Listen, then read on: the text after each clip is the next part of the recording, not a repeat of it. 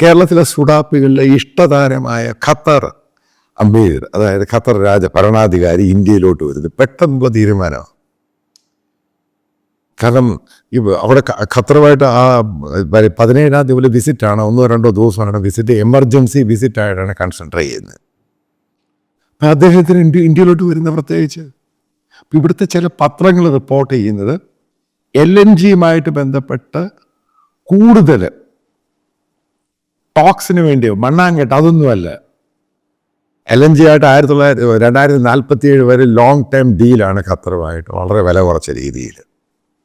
Qatar ഇന്ത്യയുടെ കാലെ പിടിക്കാൻ വരിക, അതായത് സുഡാപ്പികളുടെ രാജാവ് ഇന്ത്യ വരുന്ന ഇന്ത്യയുടെ കാലെ പിടിക്കാൻ. അപ്പം എനിക്ക് അതിൻ്റെ അകത്ത് റോളുണ്ട്. എന്താ റോള്? ഞാനൊരു 2ഓളം വീഡിയോ ചെയ്തു ഇതുമായിട്ട് ബന്ധപ്പെട്ട. ഒരു വീഡിയോ ചെയ്ത് ഇന്ത്യക്കാരായിട്ടുള്ള ലേബേഴ്സ്, അതായത് വർക്കിംഗ് ക്ലാസ്, അവരെ ഖത്തർ അവരുടെ വിസ റിജക്റ്റ് ചെയ്യുന്നു. ഒന്നാമതൊരു സ്റ്റോറി ചെയ്തു, അത് കയറി ഏറ്റു. കാരണം ഇന്ത്യ ഇൻവെസ്റ്റിഗേഷൻ നടത്തി, എൻ്റെ റിപ്പോർട്ട് വന്നു. ഇന്ത്യ ശക്തമായ രീതിയിൽ പ്രതിഷേധം അറിയിച്ചു. ഇന്ത്യ അപ്പം കൊടുത്ത താക്കീത് 2047 വരെയുള്ള ഡീല് കാണത്തില്ല, 5 വർഷം കഴിയുമ്പോൾ ഡീല് ഡിസ്മാൻറ്റിൽ ചെയ്യുമെന്ന് പറഞ്ഞു. ഈ അടുത്ത സംഭവം ഞാൻ അടുത്ത വീഡിയോ പറഞ്ഞു. ഇന്ത്യക്കാരായ ബിസിനസ്സുകാർ, അത് നാമകൽ നിന്ന് മുട്ട അയക്കുന്നു, ഗുജറാത്തിൽ നിന്ന് ടൈൽസ് അയക്കുന്നതും അതുമായിട്ട് ബന്ധപ്പെട്ടൊരു വീഡിയോ ചെയ്തു. അത് കൺസൈൻമെൻറ്റ് ഓർഡറിന് ശേഷം ഖത്തർ ഗവൺമെൻറ് അവരുടെ സംഭവം ഇന്ത്യ ഇന്ന് പ്രത്യേക നിയമം ഉണ്ടാക്കി, സർപ്ലസ് ഡംപിങ് എന്ന് പറഞ്ഞ് ഇന്ത്യക്കാരുടെ സാധനം എടുക്കുന്ന ബിസിനസ്, പ്രത്യേകിച്ച് ഗുജറാത്ത് ആ റീജിയൻ മറ്റുള്ളവരുടെ. പക്ഷെ ചൈനക്കാരുടെ ഭയങ്കര താല്പര്യം കാണിച്ചു.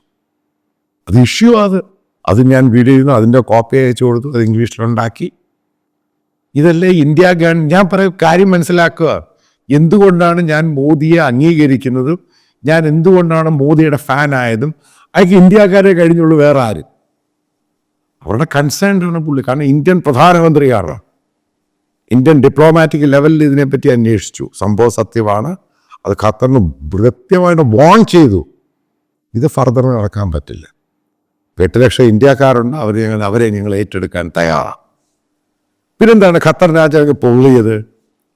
അമേരിക്കൻ പ്രസിഡന്റ് സൗദി പോകുന്നു. അതായത് ഇസ്രായേലിലെ അമേരിക്ക അടുത്ത ഡിമാൻഡാണ് അമേരിക്കൻ ബേസ് ഖത്തറിൽ നിന്ന് മാറ്റുക. അമേരിക്കൻ പ്രസിഡന്റുമായിട്ട് ലോകത്ത് ഏറ്റവും അടുത്ത് ബെഞ്ചമിൻ നെതന്യാഹു കഴിഞ്ഞ് ഏറ്റവും അടുത്ത് ബന്ധമുള്ളത് മോദിക്കാണ്.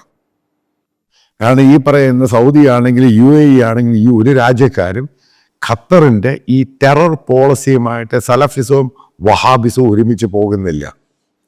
അതിന് കാരണം ട്രംപ് വളരെ കൃത്യമായിട്ട് പറയും, ഒരു പെർസെൻറ്റേജ് പോലും ടെററിസം വഹാബിസം അതിനെ സപ്പോർട്ട് ചെയ്യുന്ന ഒരാളുമായിട്ടും ബന്ധം കാണത്തില്ല, അവരെ നശിപ്പിക്കും. ഖത്തർ രാജാവിന് പേടിയാണ്, നാളെ അവിടെ ഇരിക്കാൻ പറ്റുമോ ഇല്ലയോ. ഇതാണ് സംഭവം. പേടി കയറിയേറ്റു. ആരെ വെച്ചു മീഡിയേറ്റ് ചെയ്യും? പല ആവർത്തി ഇയാൾ ട്രംപുമായിട്ട് സംസാരിക്കാൻ ശ്രമിച്ചു. ട്രംപ് ഔട്ട് റൈറ്റ് ആയിട്ട് പുള്ളി റിജക്റ്റ് ചെയ്ത്, ആദ്യം ബന്ദികളെ മോചിപ്പിക്കുക, ഡെഡ് ലൈൻ കൊടുത്തു. ആദ്യത്തെ സംഭവം നടന്നു.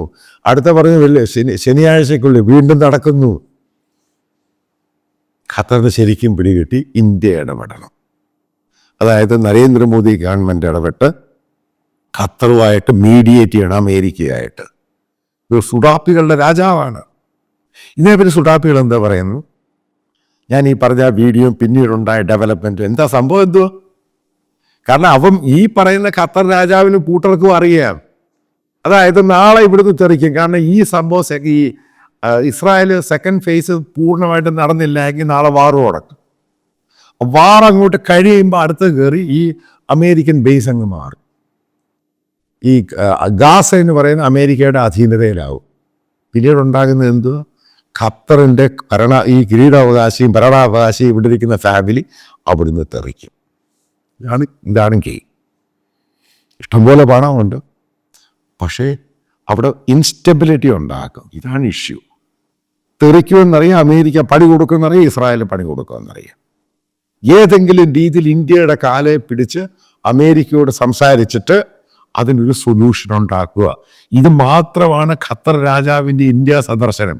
അതായത് നരേന്ദ്രമോദിയുടെ ഇന്ത്യ ഗവൺമെൻറ്റിൻ്റെ കാലെ പിടിക്കുക. അപ്പോൾ അവിടെയുള്ള സുഡാപ്പികൾ തന്നെ തെറിയോട് തെറിയല്ലായിരുന്നു. എന്തോരം പിന്നാൾ പെട്ടെന്ന് ഓടിക്കതച്ച് പേടിച്ചോടി വരുന്നത്. കാരണം ഇയാൾ പറഞ്ഞ ലോകത്തൊരു രാജ്യവും ഈ ട്രംപ് അങ്ങനെ ചില കാര്യങ്ങൾ ഭയങ്കര അരഗൻ്റാണ്. അയാൾ പേഴ്സണൽ റിലേഷൻഷിപ്പിനെ ഭയങ്കരമായിട്ട് മാനിക്കുന്നയാളാണ്. കാരണം അയാളുടെ ഇലക്ഷൻ സമയത്ത്, അയാൾ തോറ്റ സമയത്ത് മോദി അവിടെ പോയി ഹൂസ്റ്റണിൽ ട്രംപിന് വേണ്ടി പരസ്യമായിട്ടാണ് പറഞ്ഞത്, ഇസ്കെ ബാർ ട്രംപ്. തോറ്റുപോയി. അപ്പം മോദിക്കും പേടിയായിരുന്നു വരുന്ന ബൈഡൻ ഉപദ്രവിക്കാൻ സാധ്യതയുണ്ടോ ഇന്ത്യക്കെതിരെ. അത് ബൈഡൻ ശരിക്കും നോക്കുകയും ചെയ്തു, ഇന്ത്യയെ എല്ലാ രീതിയിലും ഒറ്റപ്പെടുത്താൻ വേണ്ടി. ബംഗ്ലാദേശ് ആണെങ്കിലും പല ഇഷ്യൂവിലും വീണ്ടും ട്രംപ് കയറി വന്നു. അതായത് ഓരോ ആൾക്കാരുടെ സമയങ്ങൾ മാറി. ഇപ്പം ഇന്ത്യക്കാരെ പല രീതിയിലാണ്. നിങ്ങൾ ആദ്യം ഇന്ത്യയിലുള്ള അവിടെയുള്ള ആൾക്കാരുടെ ലേബറായിട്ട് എടുക്കുന്ന അവരുടെ വിസ മുഴുവനും തള്ളിക്കളയുക, അവിടെയുള്ള ഇന്ത്യൻ കച്ചവടക്കാരെ മുഴുവനും ദൂരെ മാറ്റുക, അവരുടെ ബില്ല് പാസ്സാക്കാൻ. ഇന്ത്യൻ കച്ചവടക്കാർക്ക് പലർക്കും, ബിസിനസ്സുകാർക്ക് പലത് ബില്ല് പാസ്സാക്കാനുണ്ട് ഗവൺമെൻറ്റുമായിട്ട് ബന്ധപ്പെട്ട്. പല ക്ലിയറൻസും ഉണ്ട്. പല ഇന്ത്യക്കാരെയും പിടിച്ച് ജയിലിലിട്ടിട്ടുണ്ട്. ഇതിനൊക്കെ അവർ പുറത്ത് വിടാൻ പോവുക. മോദി അഡ്മിനിസ്ട്രേഷൻ വളരെ കൃത്യമായിട്ട് ഖത്തറിനോട് പറഞ്ഞു, ഈ പോക്ക് പറ്റില്ല, ഞങ്ങൾക്കറിയാം എന്ത് ചെയ്യണം. അത് ഇന്ത്യൻ ടൈഗർ ഉണർന്നു ആ സംഭവമാണ്. അതിന് എനിക്ക് ഇൻപുട്ട് തന്ന ചില മലയാളികളുണ്ട്. അതിന് ഞാൻ നിങ്ങളോട് വളരെയധികം കടപ്പെട്ടു. കാരണം നിങ്ങൾ ഇൻപുട്ട് വന്ന ശേഷം ഞാനിതിനെപ്പറ്റി ശരിക്കും അന്വേഷണം നടത്തിയ ശേഷമാണ് ഈ 2 വീഡിയോയും ചെയ്തത്. അതിനുശേഷം ഇസ്രായേലിലുള്ള പല ജേർണലിസ്റ്റുകളായിട്ടും അവിടുത്തെ പട്ടാള സർവീസിൽ നിന്ന് റിട്ടയർ ചെയ്തവരോട് ചോദിച്ച ശേഷമാണ്, അവിടെ സർവീസ് ചെയ്യുന്ന പല ആൾക്കാർ, ചില പേര് പോലും പറയാൻ പറ്റത്തില്ല, അതിനുശേഷമാണ് പല ഡീറ്റെയിൽസും കിട്ടിയത്. ഖത്തറിനെതിരെ ഏത് രീതിയിലുള്ള മുൻപോട്ടുള്ള പോക്കായിരിക്കും അമേരിക്ക ഇസ്രായേൽ ഏറ്റെടുക്കാൻ പോകുന്നത്. അതിനെന്താണ് ഈ സുഡാപ്പികൾ തന്നെ തള്ളുവാഴ, കിള്ളുവാഴ, കൊള്ളുവാങ്ങി എന്തൊക്കെയോ വിളിച്ച് പറയുന്നു. ഈ സുഡാപ്പികൾക്ക് എന്നോട് ഇത്രയും ദേഷ്യം എന്നെ തെറിവിളിക്കാൻ കാരണം അറിയോ? സുഡാപ്പി എന്ന് പറയുന്നത് മതതീവ്രതയും പറയുന്നുണ്ട്, ഖത്തറിനെ പറയുന്നുണ്ട്. കാരണം ഖത്തറാണ് ഈ സലഫികളെ വഹാബിസത്തെയും പ്രോത്സാഹിപ്പിക്കുന്നത്, ഇമാർക്കൊക്കെ ഫണ്ട് കൊടുക്കുന്നത്. അവരെ പറയുമ്പോൾ ഇമാർക്ക് കയറി അങ്ങ് പിടിക്കുക. അത് ബേസിക്കലി ലോകത്ത് ടെറർ എന്ന് പറയുന്ന സാധനത്തിൻ്റെ ഫണ്ട് ചെയ്യുന്ന രാജ്യമായി ഖത്തർ മാറി. ഇത് ഞാൻ പറഞ്ഞതാണ്, അധികം പത്രങ്ങൾ പറയുന്നു. ഞാൻ അതിൻ്റെ കുറിച്ച് ഇൻഡെപ്ത് ഡീറ്റെയിൽ എടുത്ത് വീഡിയോ ചെയ്ത് മലയാളത്തിലിട്ടു. അത് വളരെ ആൾക്കാരിത് കണ്ടിട്ട് ഇന്ത്യൻ അഡ്മിനിസ്ട്രേഷനുമായിട്ട് അവരത് സീരിയസ് ആയിട്ട് എടുത്തു. കാരണം ഇന്ത്യക്കാരെ ദ്രോഹിക്കുന്നു, ഇതാണ് ഇഷ്യൂ. കാരണം ഇന്ത്യ ഈ പറയുന്ന അറേബ്യൻ രാജ്യങ്ങളായിട്ട് പ്രത്യേകിച്ച് മോഡി അഡ്മിനിസ്ട്രേഷൻ നല്ല ബന്ധത്തിലാണ് പോകുന്നത്. അപ്പോൾ ബേസിക്കലി ഇന്ത്യ ഇത്രയും നല്ല ബന്ധത്തിൽ പോകുന്നു. കാരണം ഈ രാജ്യങ്ങൾ ഇന്ത്യക്കാർക്കൂടെ തൊഴിൽ കൊടുക്കും, ഇന്ത്യക്കാരെ കച്ചവടം ചെയ്യുന്നു. അപ്പോൾ അവരെ സംരക്ഷിക്കുക എന്നുള്ളത് മോഡി അഡ്മിനിസ്ട്രേഷൻ്റെ ഏറ്റവും വലിയ പ്രയോറിറ്റിയാണ്. ആ പ്രയോറിറ്റിയുടെ ഭാഗമായിട്ട് എല്ലാ രീതിയിലും ഇന്ത്യയെ ദ്രോഹിക്കാൻ വേണ്ടി ഖത്തർ അഡ്മിനിസ്ട്രേഷൻ ശ്രമിച്ചു കഴിയുമ്പോൾ അതാണ് ഞാൻ വീഡിയോ ചെയ്തത്. അതിന് ഇമ്പാക്റ്റ് ഉണ്ടായി. പിന്നെ അത് ക്ലബ് ചെയ്ത് മൾട്ടിപ്പിൾ സംഭവം ഉണ്ടായി. എന്തൊക്കെ ഇസ്രായേലുമായിട്ട് ബന്ധപ്പെട്ടതും ഹമാസും ഇറാനുമായി ബന്ധപ്പെട്ട് എന്താണ് ഖത്തർ ചെയ്യുന്നത്, അവർ ഏറ്റവും ഒരു സുഡാപ്പി വർഗീയ വിഷമായ ടെററിസ്റ്റ് വിഷമായ അൽ ജസീറ ചാനൽ എന്താണ് ചെയ്യുന്നത് ഇൻ ഡീറ്റെയിൽ. ഇപ്പം നിങ്ങൾ നോക്കുക, ഞാൻ ചെയ്തു, ഒരാഴ്ച കഴിച്ചപ്പോൾ അതേപോലെ കണ്ടന്റ് എടുത്ത് ഇംഗ്ലീഷിൽ പല ചാനൽ ചെയ്തു. മറ്റേ ആ സ്ത്രീ ഉണ്ടല്ലോ ഫസ്റ്റ് പോസ്റ്റിൽ അവർ ചെയ്തു, മറ്റുള്ള ആൾക്കാർ ഹിന്ദി ചെയ്തു. കാരണം ഇന്നത്തെ കാലത്തെ സമയത്ത് ഇത് ഈസി ആയിട്ട് ട്രാൻസ്ലേറ്റ് ചെയ്യാൻ പറ്റും. അപ്പം അതുകൊണ്ട് ഞാനിതിൻ്റെ ഇംഗ്ലീഷ് വേർഷനും തമിഴ് ഓൾറെഡി സ്റ്റാർട്ട് ചെയ്തു, ഹിന്ദി ഞാൻ സ്റ്റാർട്ട് ചെയ്യാൻ പോവുക. കാരണം ഇത് അക്സെപ്റ്റ് ചെയ്യുന്ന വേർഷനാണ്. കാരണം ഞാനിത് സ്റ്റഡി മെറ്റീരിയലായിട്ട് തന്നെ കൊണ്ടുവന്ന് നിങ്ങളുടെ മുമ്പിൽ അവതരിപ്പിക്കുന്നത്. ഏതായാലും ഒരു കാര്യം വ്യക്തം, സുഡാപ്പികൾക്ക്, ഇവിടുത്തെ മതതീവ്രവാദികൾക്കും അവൻ്റെ രാജാവ് വന്ന് ഇവിടെ കാലയെ പിടിക്കുക ഇന്ത്യയുടെ ഈ ഒരു ഗതികേടുണ്ടാക്കിയതിൻ്റെ യഥാർത്ഥ കാരണക്കാരൻ ഖത്തർ തന്നെയാണ്. ഖത്തറിനെ പൊളിക്കുമെന്ന് ഞാനിന്ന് പറഞ്ഞില്ലേ ഈ ഹമാസുമായിട്ട് ഇഷ്യൂവിന് ശേഷം. കാരണം ഖത്തറാണ് ഹമാസിനെ ഫെസിലിറ്റേറ്റ് ചെയ്യുന്നത്. ഈ ബന്ദികളുമായിട്ടും ഇത് എന്താണ് പെട്ടെന്ന് അമേരിക്ക താക്കീത് കൊടുക്കും, പെട്ടെന്ന് എന്താ വിടുന്നത്, പേടിയ. കാരണം ഒരു കാരണവശാലും ഖത്തർ അഡ്മിനിസ്ട്രേഷനുമായിട്ട് ട്രംപ് അഡ്മിനിസ്ട്രേഷൻ സംസാരിക്കാൻ പോലും തയ്യാറാകുന്നില്ല. ഇപ്പൊ സ്റ്റീഫൻ സി വിറ്റ്കോഫ് ഈ ബന്ദികളുടെ മോചനവുമായി ബന്ധപ്പെട്ട് അദ്ദേഹം ഖത്തറിൽ പോയി. കാരണം അമേരിക്കൻ ബേസ് അവിടെ ഉണ്ട്.